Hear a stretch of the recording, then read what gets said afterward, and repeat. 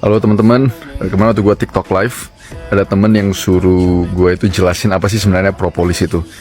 Oke, jadi gue tunjukin ya. Nah, jadi di kebun Evi itu kita pelihara dua jenis lebah kelanceng. Oke, lebah kelulut. Ini namanya Geniotrigona thoracica.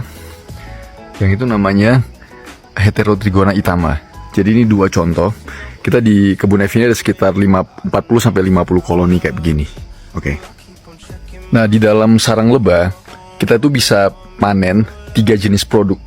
Madu, bee pollen, sama propolis. Nah, madu itu sumber karbohidrat lebah. Jadi madu itu, lebah itu terbang keluar ke bunga, biasa dia ngambil nektar. Nah, nektar itu dibawa masuk ke dalam sarang ini, terus dikeringin, kadarnya diturunin. Nah, itulah jadi sumber karbohidratnya lebah. Jadi madu itu biasanya kandungannya gula alami, glukosa, fruktosa, sukrosa, dan juga kalau lebah kelulut ini ada namanya trehalose. Oke, itu ada gula yang agak sedikit berbeda. Nah, itu sumber cadangan makanan karbohidratnya lebah. Nah, bee pollen itu diambil dari serbuk sari bunga, makanya pollen namanya. Nah, itu sumber protein lebah. Jadi kayak lebah itu makan daging lah. Itu namanya bee pollen. Nah, jadi kalau sumber asupan lebah protein itu rendah di dalam koloni, ratu itu jadi gak bertelur. Karena itulah sumber tenaga, sumber proteinnya ratu itu untuk produksi telur.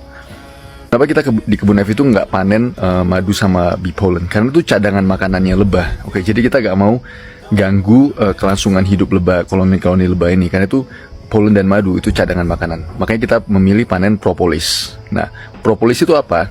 Ini contohnya. Nah, di video ini teman-teman bisa ngelihat itu lebah lagi ngambil getah tanaman. Ini salah satunya dari pohon pinus. Nah, propolis itu dibuat dari getah tanaman. Terus lebah itu ngumpulin propolis, dia taruh di kakinya, terus dibawa masuk ke dalam sarang. Nah, jadi apa sih sebenarnya propolis itu? Jadi propolis itu dikumpulin lebah untuk tutupin celah-celah udara. Contohnya lubang-lubang di sarang yang udah kebuka, terus di pintu masuk. Nah, apa sih tujuannya? Nah, propolis itulah yang jaga lebah itu dari serangan hama. Dan juga propolis itu mempunyai efek antimikroba dan antiinflamasi dan immune booster. Nah, jadi kalau teman-teman ngikutin, ada satu profesor koleganya kita di IPRG, itu namanya Profesor Marla Spivak.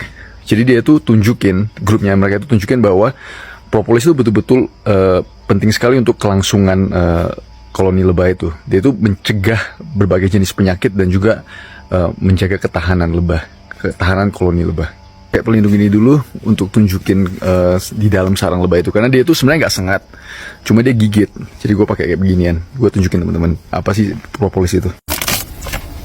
Nah, inilah propolis itu teman-teman. Oke, ini dia.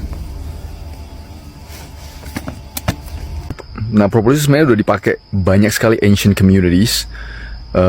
Contohnya di daerah Mediterranean, the ancient Egyptians, terus Greeks, terus Persians, terus Central Europeans, Russians, Latin Americans, contohnya suku Maya, Inca, itu pakai propolis itu untuk therapeutic benefits. Kita satu paper kita yang dipublish di Q1 Journal namanya Foods. Ini gue bangga sekali sama paper ini. Ini sampai jadi editor's choice.